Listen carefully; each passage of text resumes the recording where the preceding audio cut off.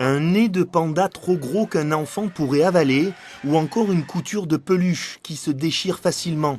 Un bébé est susceptible de s'étouffer en ingérant les fibres.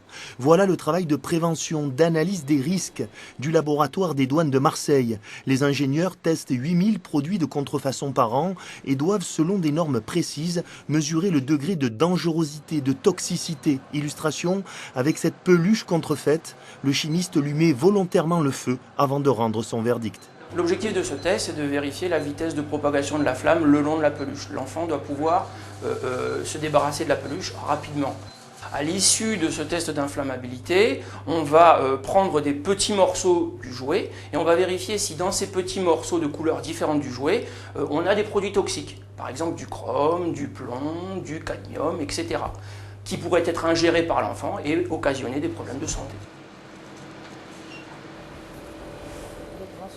Ouais, bah, l'odeur est pas terrible, hein, ça sent le vieux foin. Les cigarettes. Sa contrefaçon est en pleine expansion. Le prix est élevé, résultat, le marché parallèle se développe. Les ingénieurs repèrent la marchandise contrefaite grâce à l'aspect ou encore la nature du filtre. Et évidemment, la consommation d'une cigarette contrefaite est extrêmement nocive.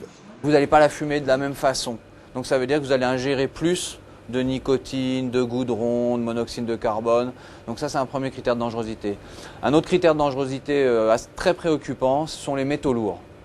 Plomb, mercure, cadmium, arsenic. On s'est rendu compte que dans les cigarettes de contrefaçon, on a de 3 à 7 fois les taux de ce qu'on rencontre dans les cigarettes authentiques. C'est essentiellement en Chine et en Europe de l'Est que l'on fabrique ces cigarettes d'imitation, mais les produits les plus contrefaits au monde sont ceux qui sont les plus vendus, les poupées et les peluches. On prend une autre peluche.